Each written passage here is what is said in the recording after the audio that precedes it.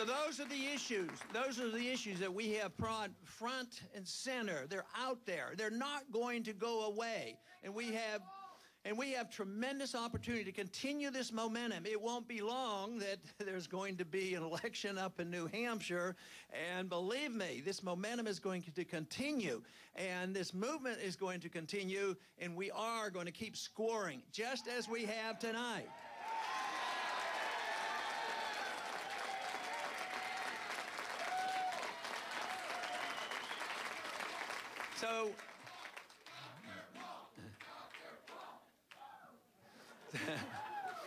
So tonight we have come out of an election and we're essentially three winners, three top vote getters, and we will go on. We will raise the money.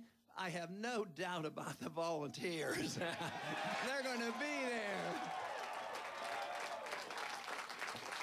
A lot of you have said, and you thank me and you compliment me and thank me for helping you along. But let me tell you, you helped me along. You helped my family along. All our work, our supporters, because without your enthusiasm, we can't do it.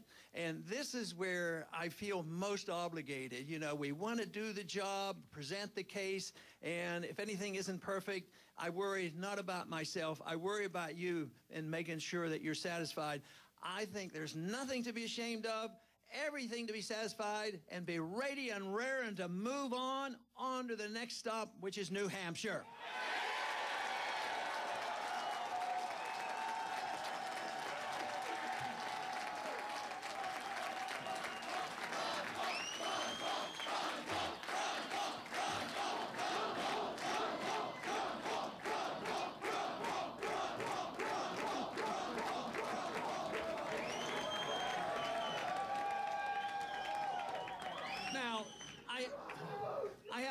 I have another speaker, a special guest tonight. He's been with us this evening. Matter of fact, he's been with us in our campaign for quite a few years. And you may have met him because he's been around here this evening. But I'd like him to come out and say a few words. He's been serving in the military for 10 years, and he's been overseas a lot. A lot of it was in Iraq and Afghanistan. And he was on TV tonight, and he didn't quite get to finish his statement. So I've asked him if he would come out and make his comments about why he supports our foreign policy, why he is fighting for the Constitution, and what he thinks we should do. But I would like to invite out now Jesse Thorson to come out and say a few words to you. Thank you.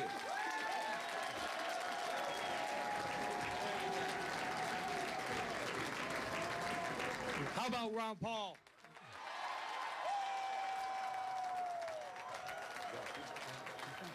If there's any man out there that's had a vision for this country, it is definitely him. His foreign policy is by far, hands down, better than any candidates out there, and I'm sure you all know that. We don't need to be picking fights overseas, and I think everybody else knows that too. I'm flabbergasted right now. This is an incredible moment for me. I can't believe it. It's like meeting a rock star. But you know what? We're going to go to New Hampshire. We're all going to get involved. We're going to keep getting online. We're going to keep talking to people. And we are going to make sure this man is the next president of the United States.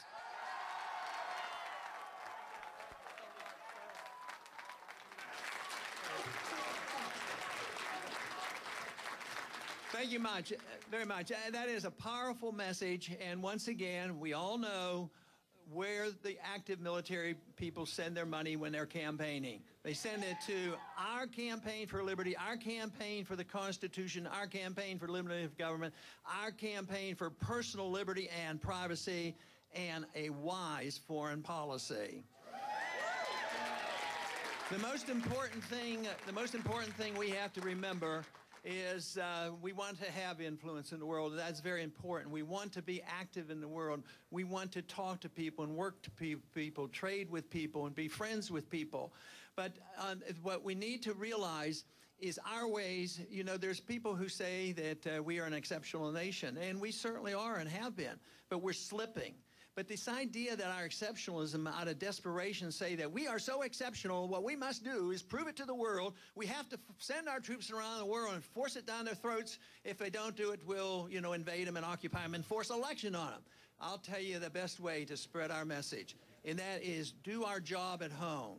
Preserve our liberties at home. provide the free market, have a sound currency, balance the budget, set an example, and get the rest of the world to emulate us. That is the road to peace and prosperity. Thank you very much.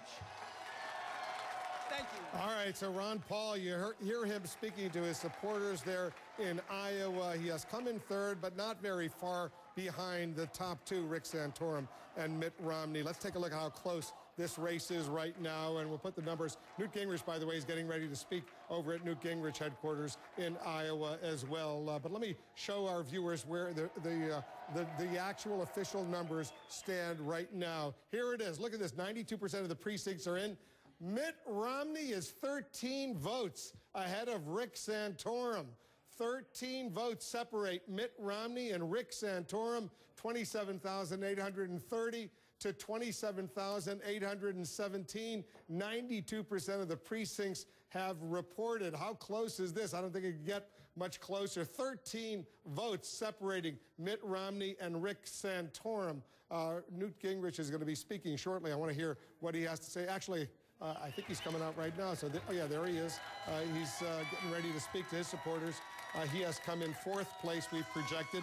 There's his wife, Callista, as she always is by his side. Let's listen in to the former Speaker of the House.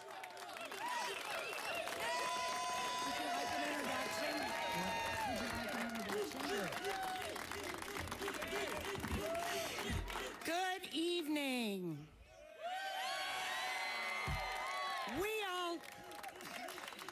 We all know that the 2012 election is about jobs and the economy. We know that Americans demand a candidate with ideas and solutions to rebuild the America we love.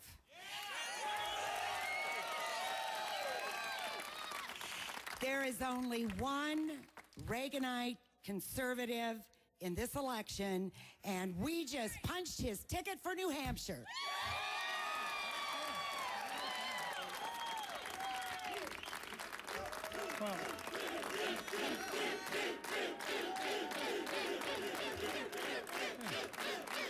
Well, thank you, Linda, and I want to thank Linda Upmeyer, the Majority Leader in the House, and Greg Gansky, my former colleague in the Congress, who really all summer held this together when really it could have fallen apart. I want to thank everybody who worked all fall, particularly during the avalanche of negative ads. And Callista and I want to thank the people of Iowa, all through being drowned in negativity. Everywhere we went, people were positive, they were receptive, they were willing to ask questions, they would listen, and they really wanted to get to the truth rather than the latest 30-second distortion. And it really gave us a feeling that this process does work. I am delighted to be here tonight, and I think that we are at the beginning of an extraordinarily important campaign.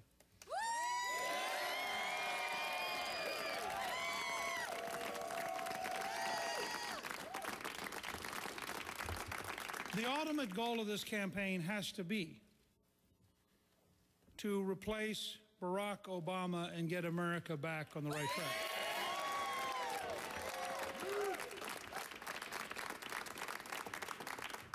But let's be clear. One of the things which became obvious in the last few weeks in Iowa is that there will